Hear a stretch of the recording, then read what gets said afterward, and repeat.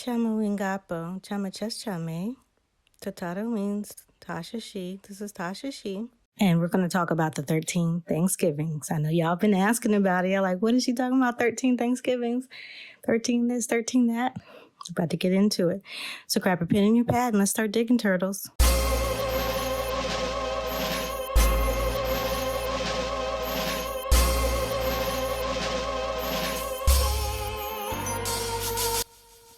All right, so the 13 Thanksgivings consist of the 13 holidays that we had every moon or every month in the woodland culture, specifically Algonquin and the Iroquois culture.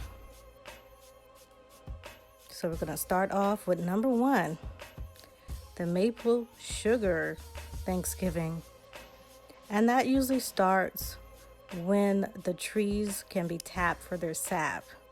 Okay, and a lot of people don't know the importance of maple sugar in the woodland culture. It's very, very beloved, right? A lot of us like our sugar now. We wonder why a lot of American Indians or so-called black people have diabetes, right, in their DNA and their genetics. If we didn't have sugar until recently, but we did have sugar for thousands of years. And we would take the maple syrup, the same stuff you put on your pancakes, and we would process that to create a sugar out of it. Okay, so on that holiday, everyone would eat a maple sugar and other dishes made out of maple sugar. Number 2, spring Thanksgiving. Now this Thanksgiving celebration is to celebrate rejuvenation and to celebrate the thunder beings, or the Wakandas in the Siouan language, that make it rain. Literally they made it rain. Okay, so these thunder beings would make it rain and make it able to fertilize and nourish the crops that we had coming up in spring. Number 3 is the fishing moon Thanksgiving. And this is when the fish usually spawn in the waters, and the men will be able to get nets and fishing poles or whatever they use to get the fish out of the water, because there's so many fish. If you read the journals of John Smith, Captain John Smith, yes, from the Pocahontas story, he talks about when he explored the rivers here, and there was so much fish in the water, it was hard to get through, but the fish literally jumped in the boats. Okay, so that's how abundant we were over here with the fish. Number 4, planting moon Thanksgiving.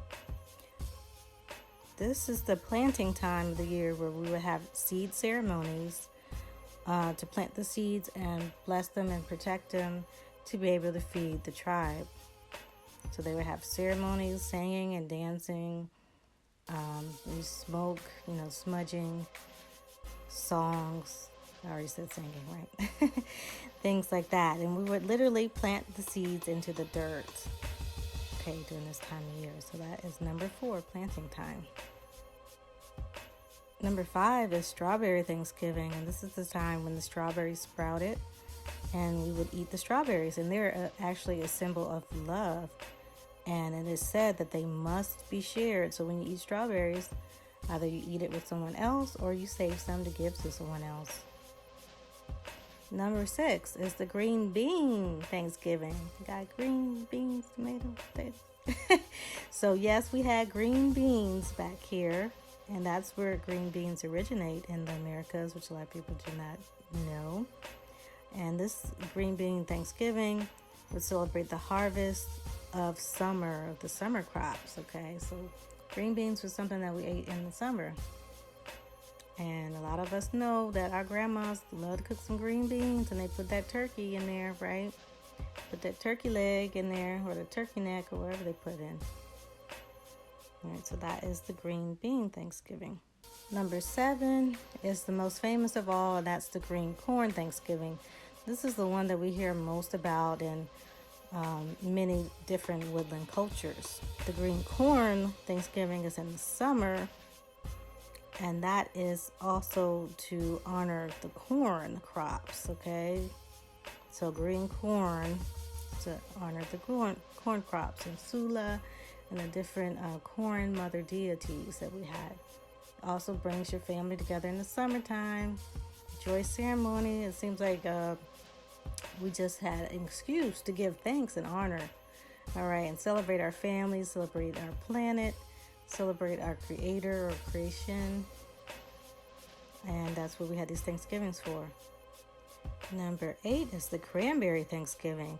And that was a time to gather as well in the summer. This is the last part of the summer, rolling into the fall.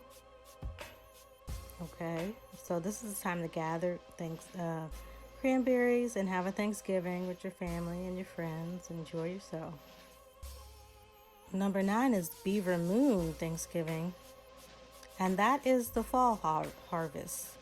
This is the time to see family and friends before the winter time and to gather as much, fruits and vegetables at the time. And this is basically the time when we have our Thanksgiving, right, in November. So this time of year is the Beaver Moon harvest for Thanksgiving.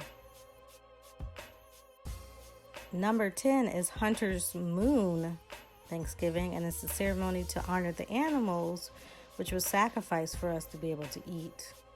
Number 11 is the grandest Thanksgiving, or the Grand Thanksgiving, or the Koh-Moh Thanksgiving. And that's to give thanks and to eat and have the biggest feast and to give gifts and try to outdo each other to gain prosperity and health for your family and your clan and yourself. So this one is similar as our current Christmas holiday. And it's really, the Christmas holiday really is based on it. We know it's not even, they totally leave out Christianity and religion nowadays. It's really about gifts. And the original holiday about gifts was the Grand Thanksgiving that we had here, number 11. So as you see, a lot of these holidays and a lot of these things originate here. Where you originate, okay? So people got to start waking up and realizing these things. Number 12 is the Big Snow Thanksgiving, which celebrates Mother Earth and her hibernation in the winter. And finally, number 13 is the Storytelling Moon Thanksgiving. And this is usually in deep winter when the elders would tell stories that passes on our oral history, values, tradition, and joy. So it was a fun time of the year. Now, some of the things that the people did at these Thanksgivings, well, all of the Thanksgivings, is the families would gather, the clans would gather and come together. Some people would travel from other places and other towns or cities to be with their family. They would eat big feasts like we do for our Thanksgiving now in American culture. People would laugh, have fun. People would hook up. Some of the Thanksgivings, was the time for the people to court each other because they wouldn't see people from other towns, right? People played games. We had all types of games that we played. We had the ball games that we played as well. And on that Grand Thanksgiving, I forgot to add, it's a time where we would have a grand ball game. And which is very similar to how we have the Super Bowl and we have those football games on TV during Thanksgiving and during the Christmas holiday. All right. And people would bring gifts. They would bring gifts to people, but during the Grand Thanksgiving was the main time, or the Koh-Moh holiday. It's the main time that they would bring gifts, as we do during our Christmas holiday, or giftmas, as I call it in my family, giftmas, because we're just giving out gifts, just to be giving them out. But that's what all these holidays are about. All these current and modern holidays are based on our old holidays, which people have left behind and buried, and a lot of people purposely didn't give out the information. I don't understand why certain tribes wouldn't speak on these things. But a lot of the stuff will prove that everything is built on top of what we already had. Okay, and a lot of the traditions that we have in our family came from a lot of our family being indigenous. So that's why it's very important to look into these things, into your heritage, into your genealogy, and find out who you are and why we have these certain traditions in our family. Why certain people have these names in these families or nicknames, or the way that we behave, how we, even the way we gather with our family has cultural significance. So you really have to look into that. Okay, so I'm glad that you guys stopped by. I hope this video helped you. Please like, share, subscribe. A lot of people are not understanding why I don't have more subscribers, and I'm very humble about my channel. I'm here to put out the information. It's not really about that, but it's good to set goals and keep you motivated to put more information out and to reach more people is what the main focus is. So thank you guys for stopping by. And in the Powhatan language, to say goodbye, we say Anna. So Anna. Support the channel by checking out DinaAcademy.com, where we have classes on how to help you trace your American Indian and African American genealogy, as well as the Powhatan language class. Please go to urbanindianheritagesociety.org to support the petition for misclassified American Indians. We need 100,000 signatures to get this act on the floor. So sign and let's make history.